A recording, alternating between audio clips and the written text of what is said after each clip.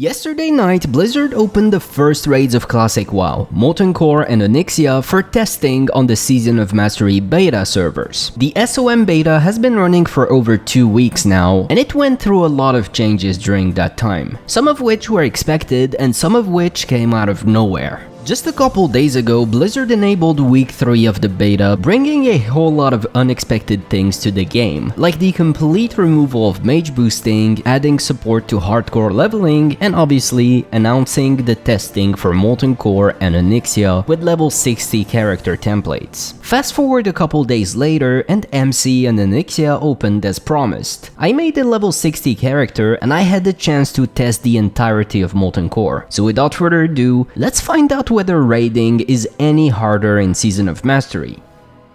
So first off, to answer the main question, yes, obviously it is harder, but not in the way you imagine. Obviously, doing those bosses with template characters, a lot of which were sub-optimized, like the Hunter one, bosses having up to double their normal amount of HP, and most importantly, no world buffs, did make the raids harder, but that's to be expected. What we all thought the difficulty would be coming from was those infamous quote-unquote removed mechanics that Blizzard apparently restored. Well, I did Molten Core from start to finish, and here's the list of changes that I noticed. Are you ready? All the bosses and trash had doubled their normal HP from Classic, and Ragnaros had a 1-hour timer before he despawned. That's it. At least that's what I noticed. If you notice any additional mechanics, please let us know in the comments. But honestly, we went there with a group of 40 pugs that my good friend Stay Safe TV formed. Dude, you're a ninja looter. You are a straight up ninja looter. I'm gonna kick you out of the guild. Where are you? I'm kicking you out of the guild. Where are you? You're getting kicked out of the guild. We do not allow ninja looters in the guild. You're getting kicked. You're getting G kicked. Okay? Oh. Okay, you're fine. Let me invite you back to the guild now. Hold up. Yeah, no, you can come. You can rejoin the guild. You will be re-invited to the guild now. Everyone, AOE.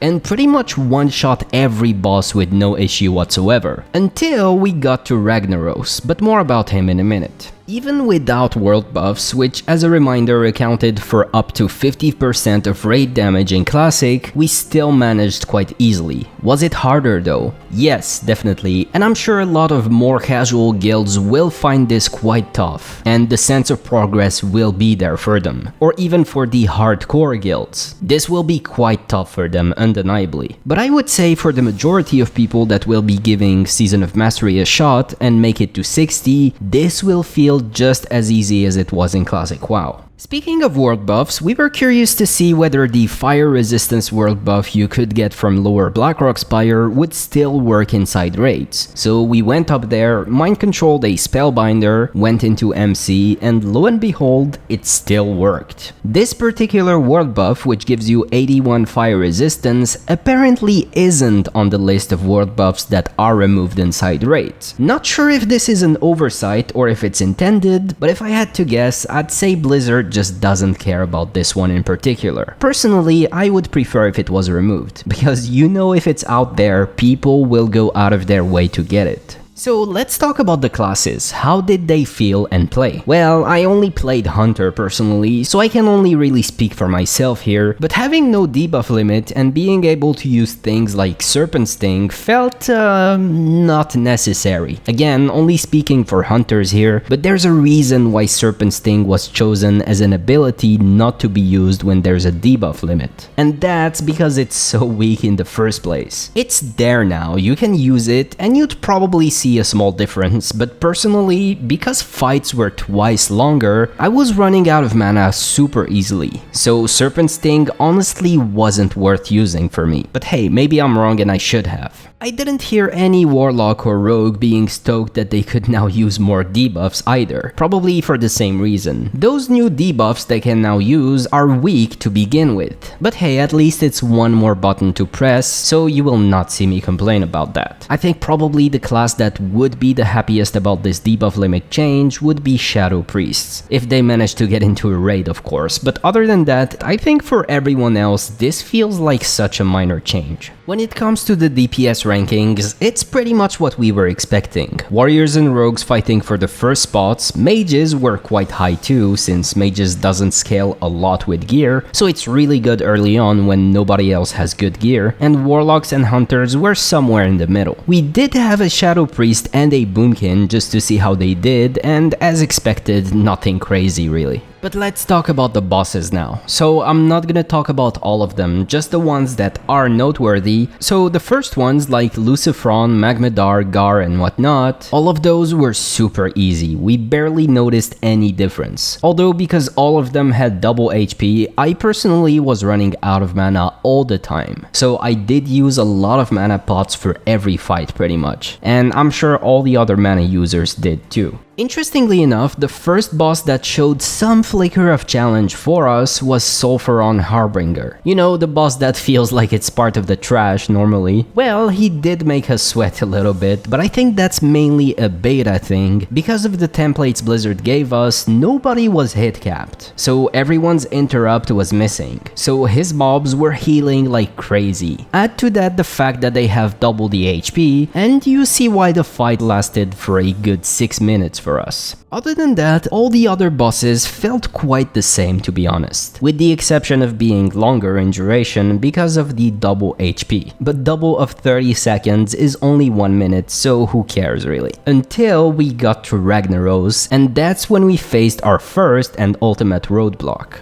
So as I said at the start, Ragnaros has the first noticeable mechanic added to him, if you can call that a mechanic. The moment you summon him, you have 1 hour to kill him, otherwise he goes back in the lava and you can no longer fight him for a week. And we actually wiped on him for a whole hour and didn't manage to kill him. So why is he so difficult compared to the rest? Well, you see, there's a mechanic on Ragnaros that you've probably never seen before. It was actually in the game in Classic, but the boss died so fast then that you probably never got to see it firsthand. And that's the fact that every 2 to 3 minutes, Ragnaros submerges back into the lava and spawns a bunch of elementals that you have to kill in time before he emerges again a minute or so later. Well, normally Ragnaros dies so fast that most of you probably never seen that happen, but with twice more HP, killing him goes from taking about 1.5 minutes to 2 minutes on average to several minutes, which means that you'll probably see this phase at least once. And that obviously adds difficulty because now people need to start running and group up to AoE the mobs down. Mobs will probably aggro on a healer or a caster as they appear, so you'll get some casualties. And obviously you'll have to survive and kill all those mobs before Rag reappears a minute or so later. We just couldn't manage to kill Ragnaros because of that. We were just too bad, I guess. The lowest we got him was 10%, I believe, so yeah, feels bad. And then we kept trying for an hour until he disappeared in the lava, never to be seen again. But honestly, I loved that fight. I think this fight was probably the most fun to do out of all the ones in MC, and it actually felt like we were doing progress on this boss, unlike all the others that we just one-shot.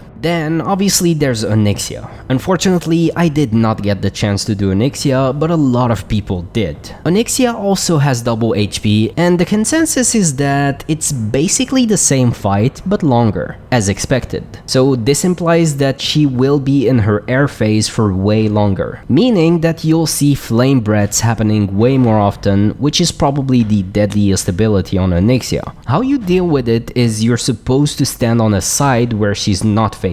So if she's south facing north, stand east or west, and if she is east facing west, just stand north or south, and so on for the corners. Obviously, you're almost guaranteed to see a bunch of people messing that up in a 40-man raiding setup, dying left and right, but that's part of the fight. So conclusion, how do the new buffed raids feel in Season of Mastery? I think they feel quite solid, way better than in Classic WoW, but I think Blizzard could do better somehow here. Just doubling the HP on every boss and trash isn't really gonna make anything harder per se, other than on the bosses where fights lasting longer directly correlates with new deadly mechanics happening like with Ragnaros or Onyxia. When you just double the HP on Magmadar for example, what is that going to do? He will just spit a couple more fireballs on the raid and enrage a couple times more, that's it. Same thing for the vast majority of bosses in vanilla. A lot of people were expecting a bunch of crazy removed mechanics happening going into this, me included, but we quickly got disappointed when we found that there pretty much isn't any other than the timer on Ragnaros, if you can even call that a mechanic.